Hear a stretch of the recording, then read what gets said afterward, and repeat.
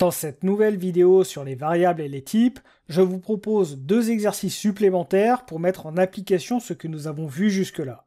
Le premier exercice va concerner le type booléen que nous n'avons pas encore utilisé, et tout simplement quand notre personnage Milo va rencontrer sa tête en plus gros, il va se grossir. Donc au départ, Milo va être petit, quand il va rencontrer la tête, il va grossir, et si jamais il rencontre une boîte rouge, comme vous l'avez à l'écran, comme cela, Milo rétrécira. Donc on va utiliser ici le type booléen, et je vous propose de réaliser cet exercice par vous-même. Je vous propose la correction ensuite. Au niveau de l'initialisation, faites de la même manière que ce qu'on a vu jusque-là pour le type entier et le type chaîne de caractères. Je vous propose la correction ensuite. Vous pouvez mettre sur pause la vidéo. Pour corriger cet exercice, on va partir sur, comme d'habitude, la réalisation de la structure de notre algorithme. Nous utilisons les mêmes mots-clés, algorithme, variable début et fin.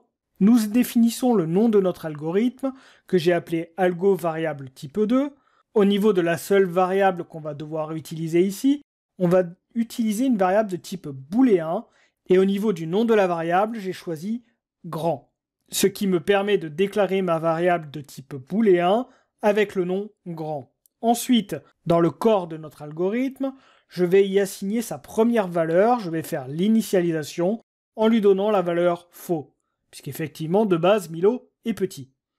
Ensuite, on va commencer à dérouler l'algorithme, et la première étape, ça va être que Milo se tourne sur sa gauche. L'étape 2 va être que Milo avance et qu'il ramasse la tête. Du coup, en ramassant la tête, il va grossir et la valeur de grand va passer à la valeur vraie, puisqu'effectivement, il aura ramassé la tête et donc la valeur pourra changer. Et vu qu'un booléen ne peut avoir que deux valeurs, soit vrai, soit faux, grand devient vrai.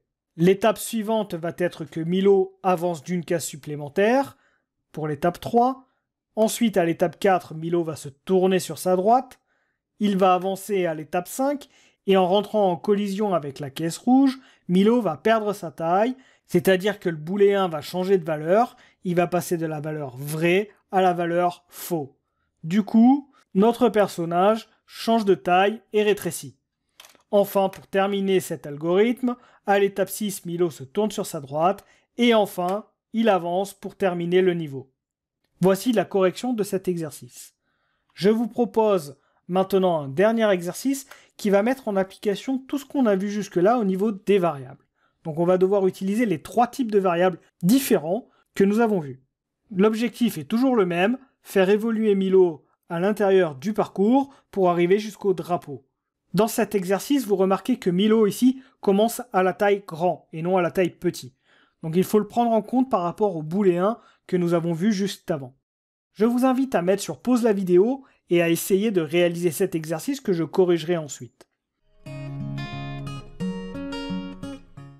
Encore une fois, pour commencer cet algorithme, nous allons définir les mots-clés habituels et nous allons placer en premier le nom de notre algorithme que j'ai inscrit ici avec la valeur algo variable type 3. Au niveau de la déclaration de nos variables, ici nous en avons besoin de 3.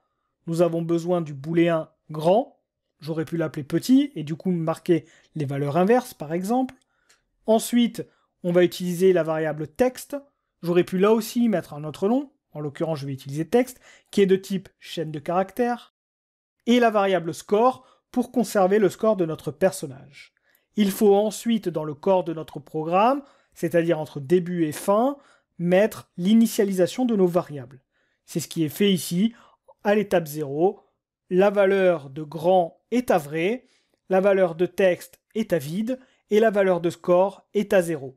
Même si on en a parlé rapidement à certains moments, je préfère vous spécifier ici que vous pouvez initialiser bien entendu vos variables à d'autres valeurs. Par exemple, un texte pourrait être initialisé à une valeur comme bonjour par exemple. Bon, en l'occurrence, c'est pas ce qu'on a besoin dans cet algorithme. Mais ce qu'il faut savoir, c'est qu'on n'est pas obligé de mettre ces valeurs que nous avons ici pour initialiser notre variable. Elle peut être initialisée à n'importe quelle valeur. Ce qui est important, c'est de lui donner une première valeur.